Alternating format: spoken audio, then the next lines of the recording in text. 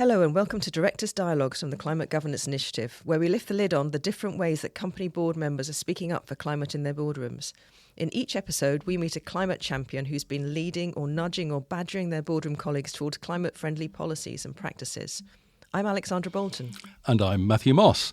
And today's guest is Tina Mavraki, a fabulously experienced board director and strategic advisor, with also an executive career behind her spanning more than 2 decades. In her executive career, she's worked with global capital markets, investment management. She's worked up and down the supply chain in C-suite positions. Her executive career has largely been with Morgan Stanley and with Citi. She's advised organisations that have included the state of Maharashtra in India on renewable policy and solar tariffs. And listeners who have heard our interview with Shailesh Haribhakti will remember how important energy policy is in that part of the world.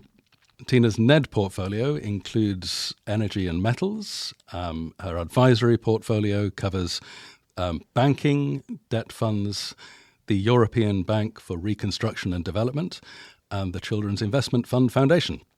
In climate policy advisory, importantly, and we'll come to this later, Tina produced governance recommendations for climate transition and for executive remuneration for the UK's Financial Conduct Authority and for the European Banking Authority. So couldn't be a better person for us to be talking to.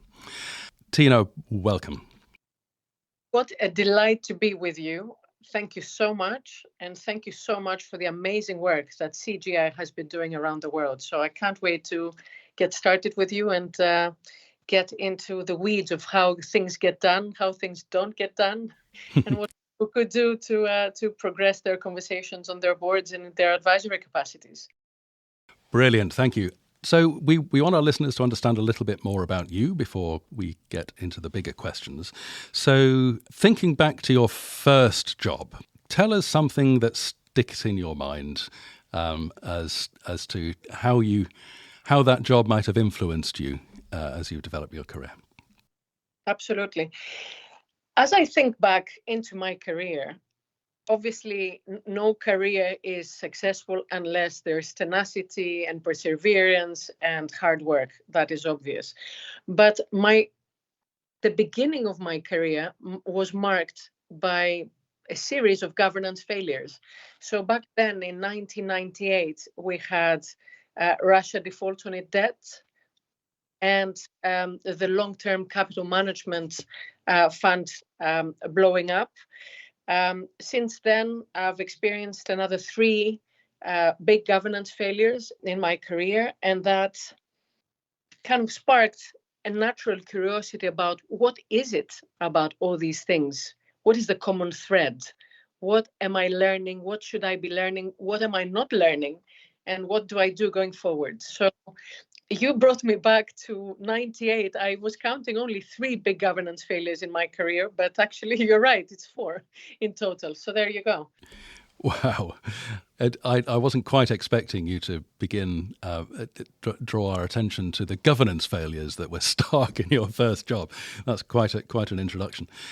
When did you first become interested in sustainability, Tina?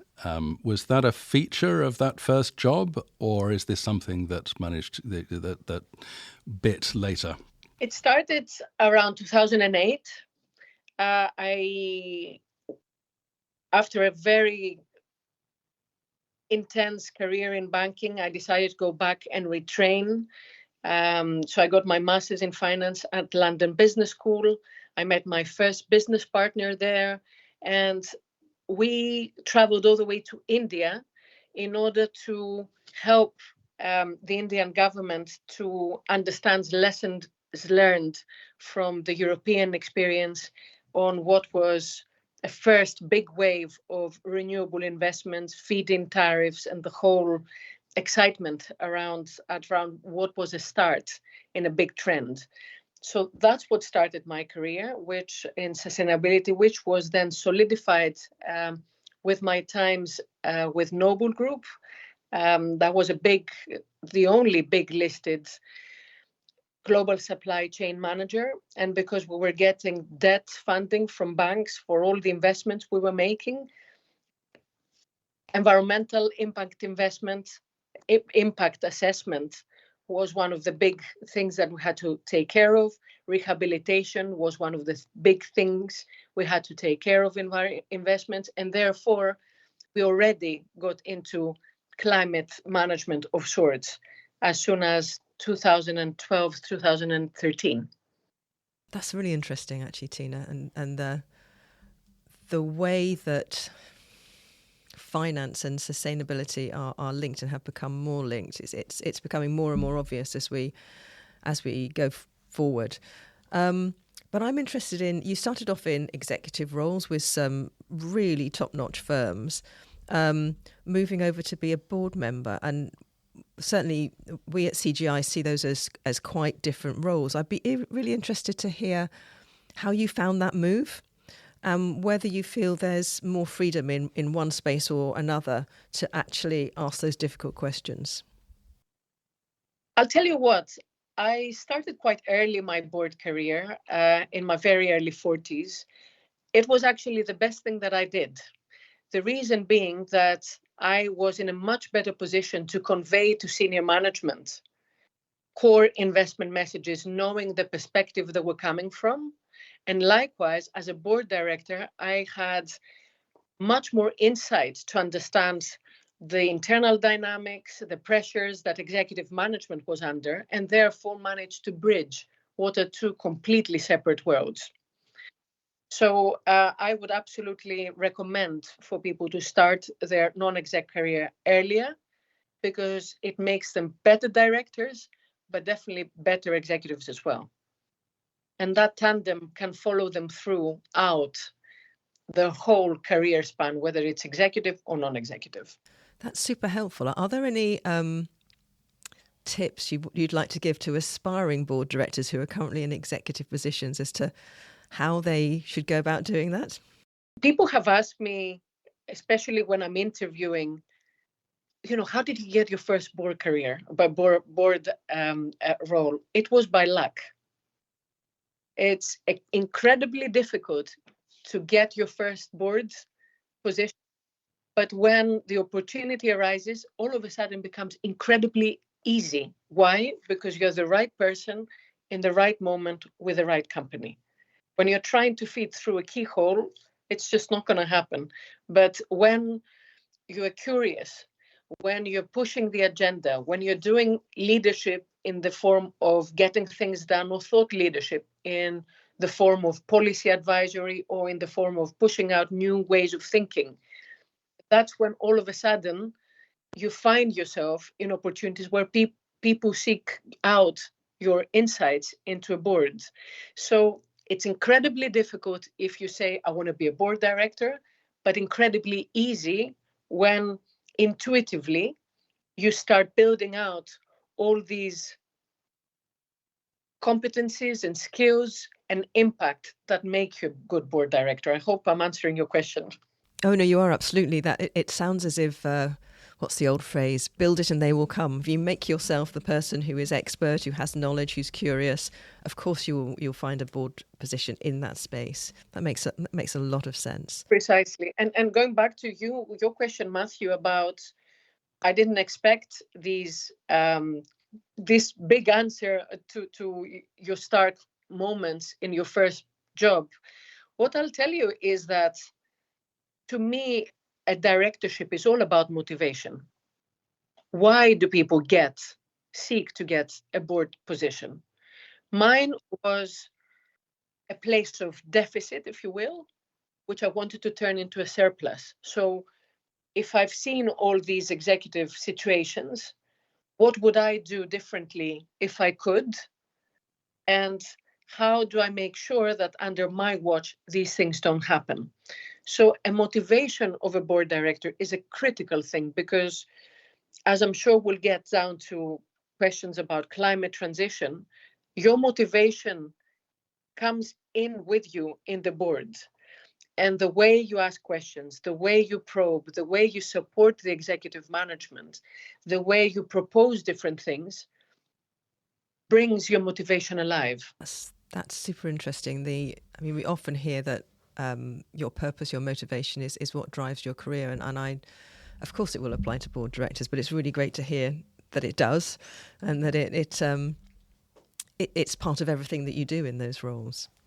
If I may, I'd like to sort of delve a little bit deeper into energy and minerals. And, as you know, they're both really hard to abate sectors, but yet they're the very sectors that we know we have to see significant cuts happening in emissions and improvements in stewardship if we're going to make the difference, the change that we have to make. And we also know that business as usual isn't going to be an option if we're going to reach our climate targets. But it's not all sort of negative. There are these huge opportunities that firms can grasp by creating products and services for this new economy. And I'm really interested. You sit on a number of boards in those sectors. From those boardroom perspectives, how do you see companies in mining and energy creating those cultural changes and the structures so that they can enact policies that will see this transition to the future that we all want, the one where people on the planet flourish together? That's a very good question. And let me start from the end, if you will. So the main board that I sit on is an energy and metals producer, so a utility, and it fully integrated utility, and a metals producer, an aluminium primarily metals producer. I joined the board 6.5 years ago. The stock price was around between 6 to 9 euros. Today it stands at about 34 euros. A big chunk of that premium is a green premium. So just starting from the end, climate change or climate management and profitability are absolutely compatible. Why? Because I've seen it in practice. Let me give you another case in point from my advisory portfolio. A truly hard to abate sector is the shipping sector. What we're currently doing is going through with, and this is a company, a ship leasing company that I'm advising. What we're currently doing is going through with bankers, with insurance companies, to understand what would be the cost-benefit analysis of green retrofits, how much money it would make you in terms of lower operating expenses, and in terms of longer commercial value of your vessels as a result of significant retrofits. And the other thing is what insurance discount you can get by going back to your insurers and saying, these vessels are more climate proof as a result of X, Y, Z investments in my retrofits. So what we've done in both cases is we've understood the financial materiality of climate change. So we started from that. So if I'm here to help you visualize a pyramid, the results are there. The financial materiality was the second line into the pyramid. And the conditions that create this financial materiality are regulation and investor demands and insurance cover. So when you have these in your pyramid, and then when you follow the cash flow, as I say, rather than just state the principles and stay at the level of principles, then you can actually trace the financial materiality of climate management. And then it becomes such a powerful argument in any board setting, in any advisory setting, in any setting really, that it becomes hard to ignore, not hard to abate. So that is my understanding 6 years in to this effort, and it works. It's worked for me so far. It's worked in difficult sectors, and it's working in helping to transform what we call hard to abate sectors as well. That's really interesting, and I love that. I love that phrase, hard to ignore rather than hard to abate. I'm seeing similar things coming into the built environment, which is another sector that we know we need to work on. Are you finding the drivers are coming in, or actually maybe let's rephrase that. Where are you finding the main driver coming from? Is it investors? Is it insurance and financial services demanding these better ways of working, better outcomes, or is it from board directors themselves, or is it a combination of all those factors you mentioned? It has to be a combination of all these factors. Any director at any point in time needs to have the full context in their mind, present the full context to their organizations. They owe it as a fiduciary. So it's down to the individual director to be very well informed, and by informed I don't mean reading, I mean accrediting, to seek out to understand the perspectives of the other people that they're sitting in the stakeholder room, if you will, principally in the investors, principally, especially when we're talking about liabilities, any form of significant liabilities that could come into play, and therefore seek to understand what are the largest pressures that need to come into the boardroom conversation, be discussed openly, and propose specific ideas or areas of ideas for the executive management to consider and incorporate into their strategy. I think it's we expect a lot of executives these days.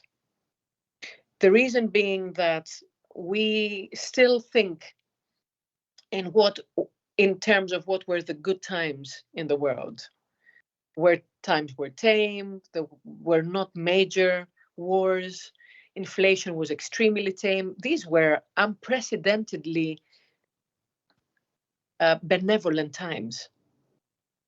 Now everything is up in the air. So what is it about directors that to me are supporting what are high performance executive teams do their job better? This is a completely supportive job. So to answer your question in a very roundabout way, you have to come in with ideas. You have to come in with perspectives. You have to come in with sharp understanding of what ifs.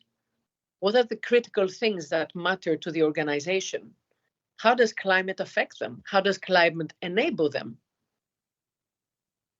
And start building what is an opportunity set and a risk management set that will see the company through to the next 3 to 5 years. And I like that view of the interaction between the board and the executives. We certainly don't hear that spoken about much, but it's absolutely key to make sure that support. I love the phrase supportive. That supportive relationship works, because if it doesn't, neither group can do their job well. Absolutely. It's all about supporting, and it's a dynamic relationship. When we're talking about climate change, you're asking people to do things in a very different way to what they used to. So do not assume that because you heard it in the Financial Times or you heard it in the presidential elections where in the US, where all of a sudden both candidates acknowledged that climate change is a reality, especially after what happened in Florida, that, people then get it. Well, help them. How do they get it? What do they do as a result? Say you are a bank, and obviously the very large banks come under immense supervision. But what if you took the top 30 client of yours and do a proper climate transition stress test? what insights could that produce for you? What products could that produce for you? What services? What changes in your risk management system? What new processes in your AI assistance of your compliance could it produce? So all of a sudden, when you are inquisitive, you keep both perspectives in mind without interfering in any executive's job. But when you're offering solutions, when you're offering strategic directions of solutions, the relationship is bound to be a supportive relationship. Yeah. Tina, you've been fantastic at seeding references to the finance sector in all of the answers that you've given so far. I know that you're colossally experienced in that sector too. I want to dive a little bit more into the finance sector, not least because the climate transition is urgent, right? And we know that within the finance sector, there are organizations that are capable of directing the necessary hundreds of millions of dollars in the right direction, or indeed the wrong direction. So in your experience of working with financial organizations, how are you thinking that they can create levers that will move the finance sector itself and the real economy in the right direction in the climate transition? So I will answer your question in two ways. I would divide that question into the external factors that help or hinder banks from promoting climate transition, and internal reasons. So going to the external kind of conditions with which a bank can help climate transition, unless the companies that it services are not willing to progress very far, and unless there is a national transition plan behind it that provides the context, the visibility, the targets, and an organized fashion with which you can get your natural resources, you can get different divisions to work with each other or different departments to work with each other, I'm afraid it is fair for banks to say, you know what, we can only hold this pen for that long. We cannot for transition by ourselves. I think it's an absolutely fair statement, especially because banks are banks. The primary role of banks is to service and make money. If you want banks to go bankrupt, we have a completely different problem altogether. Now, these are the external reasons that banks might or might not be progressing with climate transition as much. There's another side to this equation, and that is internal reasons why banks may or may not be progressing climate transition as fast as we would like them to. We wrote a paper together with the Center for Climate Engagement on the financial materiality of corporate culture. And the main tenet behind that paper, which is a practical guide on corporate culture, is that corporate culture is one of the main reasons why banks are resistant to change. So again, like any other company, like any other industry, you're asking banks to change their ways, the way that they connect risk with reward, the way that they connect top to bottom, so the top hierarchy with the middle management, what they call permafrost these days, or the bottom part of the hierarchy that actually executes the strategy. And therefore, unless you have that connectivity, unless you have systems and processes in place that make sure that leadership is effective and is cascaded throughout the organization, or risk management changes are cascaded throughout the organization, then whether this is climate change, whether this is war resilience, whether this is inflation resilience, you're not going to get it. Because as you rightly said, you cannot have the same ways with which you think you will be successful in tackling completely different problems. So I would love to prompt you to have a read at that paper, which is the financial materiality of corporate culture. It's naturally addressed at banks because, again, banks are so heavily regulated that they become quite a fertile ground for analysis. But the principles apply across the board, across industries, and across geographies as well. So external reasons, some things you can, some things you cannot influence. Internal reasons, you can 100% influence. And there, I think, lies the primary area of focus that investors should spend time on. What are the internal reasons, whether that's leadership, whether that's internal dynamics, whether that's your governance, whether that's your behavior, whether that's your corporate purpose? How do these all come together to deliver the service that you've promised to serve your clients with? Fabulous, thank you. Systems and culture is the whole of the deal. That's it. And by the way, we're always happy to plug the Centre for Climate Engagement, our sister organisation. Tina, you mentioned remuneration in financial companies, and that's something that came up in Climate Week New York, that we need to change the way we recognise the achievements of specifically executives in the conversation I was having, but also directors and other levels of management within the financial sector, from short-term increases in capital values to longer-term increases in not just financial value, but value in a holistic sense. Do you have any examples of where you've seen that work really well?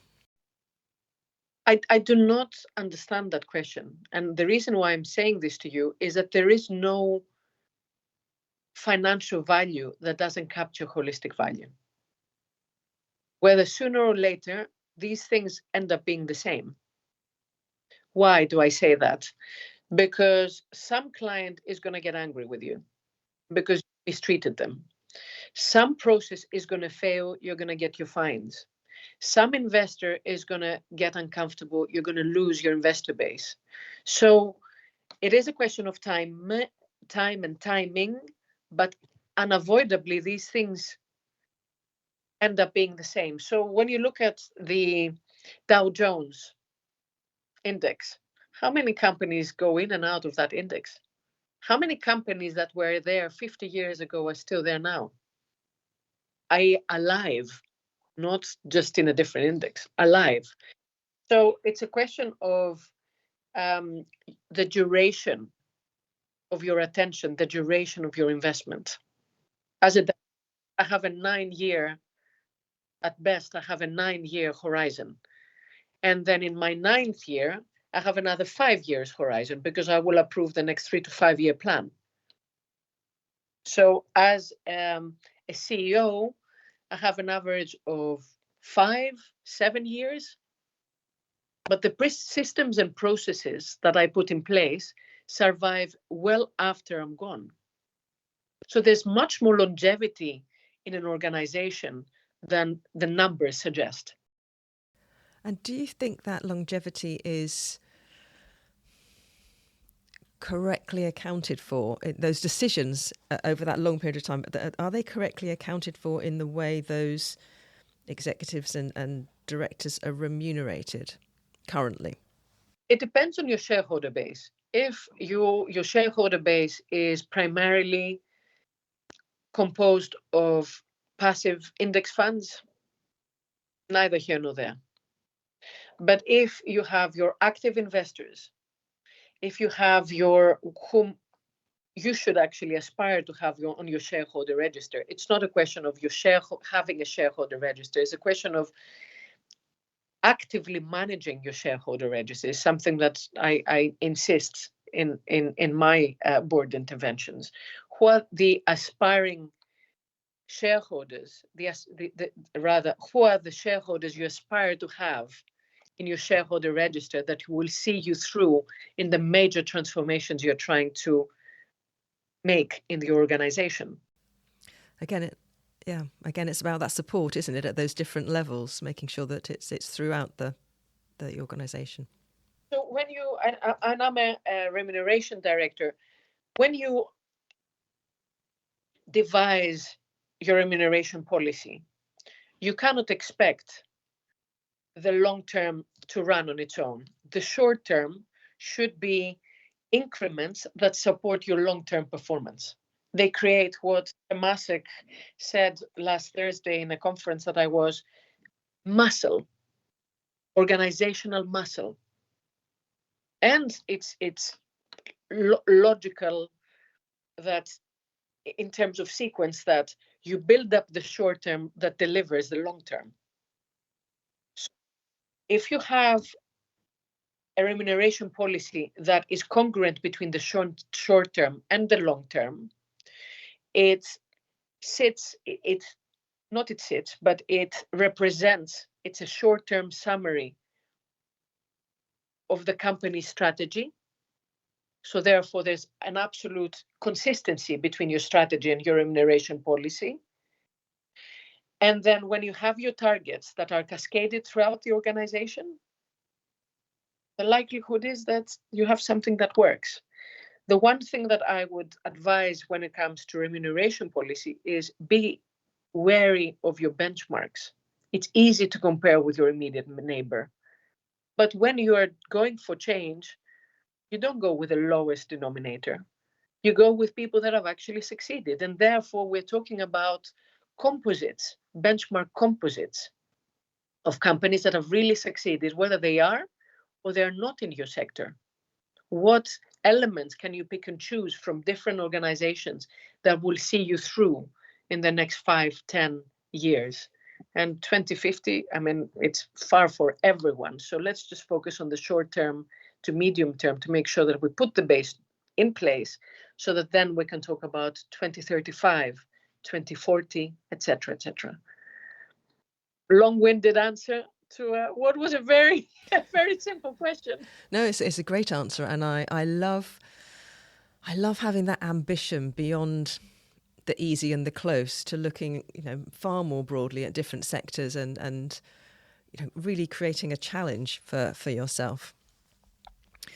I'm going to, if I may, take a slightly different route and ask a different question. So, looking at your career over the past several decades, you've worked with policymakers and business leaders, as well as within organisations and boards. And certainly from what we see, all of those groups can have quite varied perspectives and different routes to change and to making change happen. Where have you found the best value for engaging, whether it's internally or externally, to gain support for climate initiatives and climate policy? So I cannot see a way realistically of making change unless I have all the perspectives in the same room. So I actively seek out the perspectives of the regulators. I actively seek out the perspectives of investors. I actively seek out the perspectives and experience of executives and non-executives. And I sit down, I put all of this together, and I try to understand what best theory says, not best practice, what best theory says, what is happening on the ground, and how do you bridge what are fundamental gaps.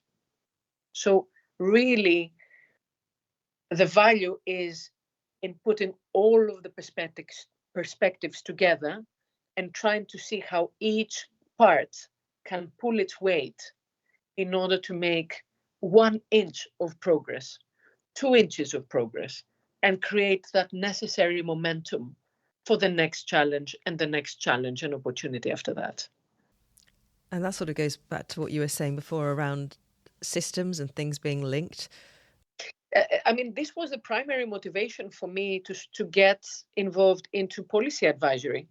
So I've produced 6 papers so far, 6 white papers or practical guidance, or whatever you want to call it. 4 of them have been published, Two of them are with European Bank for Reconstruction and Development. And the aim there is really to understand not what, why.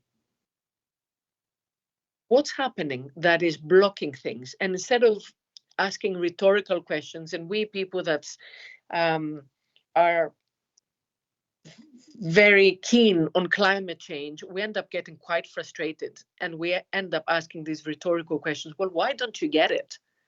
Why don't you get it? I mean, clearly someone is not getting something on the other side of the table. So the onus of proof is on them or on you.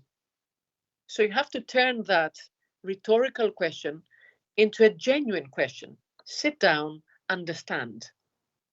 And sit down and understand lots of different perspectives. And then when you get into one level underneath and one level underneath that, then you can understand the root causes, the blockages, and what kind of interventions can help unblock things. In part, people love instant gratification these days. It's not available in climate change. Forget it. Okay, it's all about the question of inches and 1 inch closer at a time. I know that things are changing radically out there, but at the same time, war conditions are changing radically, whether they're hot wars or cold wars. Inflation is changing radically, whether it is persistent inflation or transient inflation. Societal disruptions are changing rapidly as well, to the extent that now they're becoming a formal engagement subject by investors. So we had it relatively easy back in 2020. Now we don't. So unless we make it a genuine discovery process and try to understand all perspectives and bring them together, our arguments are gonna get sidelined. And that will be the biggest failure of us as climate practitioners. How can boards help convene that conversation, or where do you think those conversations are best convened? Bilaterally, to begin with, not in a plenary board situation. You will have to start bilaterally. You need to build, boards are not, they're foray of influence. They're not similar to a Supreme Court environment.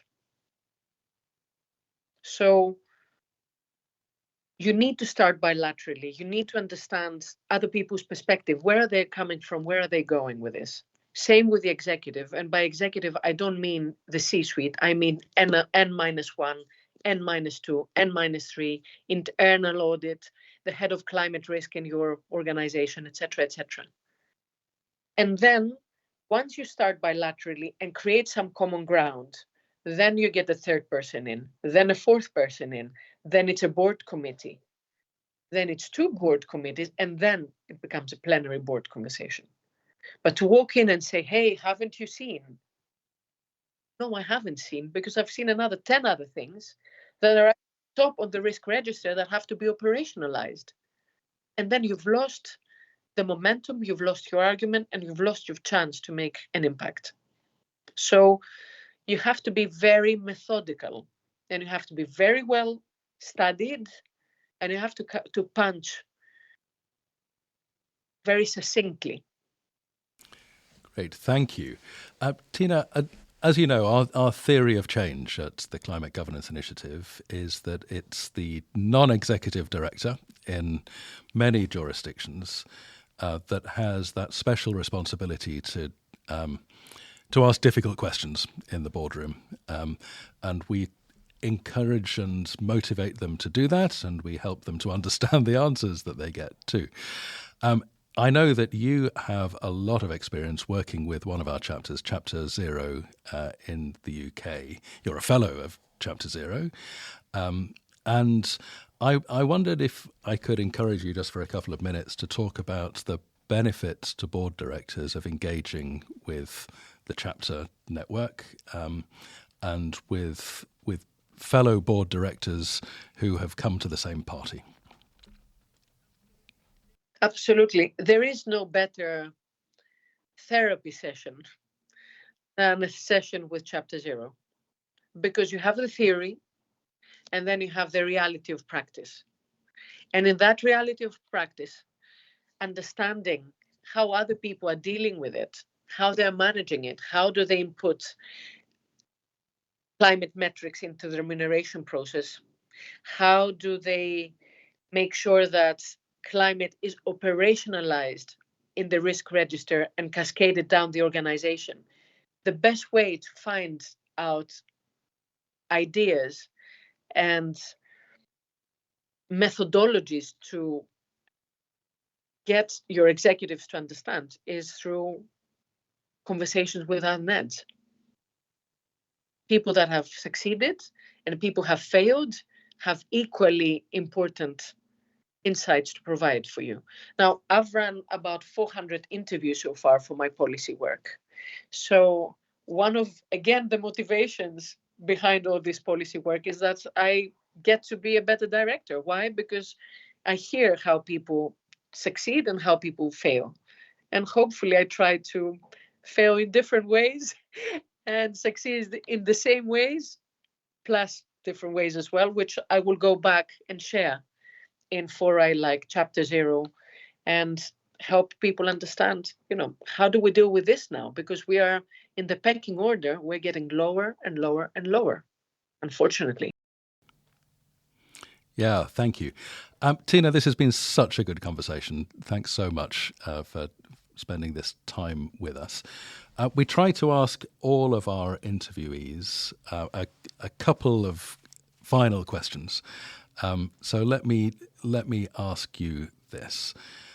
What advice would you give to a NED, an independent director, who is trying to speak up for climate in the boardroom, perhaps for the first time trying to get the board's attention onto that topic? 3 things. Financial materiality, understand climate context in your organization, and build alliances in the boardroom. Don't throw a question, because you throw an empty question, you'll get an empty answer back. You throw a question that is served in a can, you'll get a canned answer back. Do your homework, do your financial materiality, or poke financial materiality, and you will start getting the conversation going. And my question is more at the organisational level. So if you had to give one key message to boards and organisations in light of the climate crisis, what would that be? Financial materiality, insurance. Will you have insurance availability or pricing to do what you're doing today? Yep, I'm hearing insurance more and more coming up. That's really interesting. Wonderful. Tina Mavraki, thank you so very much for sharing your thoughts and insights with us today. This has been fantastic for me as well, and I really want to congratulate you for the amazing work that you're doing out there, and also for convening directors and giving a lot of information and tools out there for people to be able to do their job well. So my thanks to you. Thank you. This interview was recorded in October 2024. The Climate Governance Initiative is a global non-profit network reaching more than 100,000 board directors. Most of the world's greenhouse gas emissions come from the private sector. So the central question the initiative asks is, what if every company had a climate target and a plan to meet it?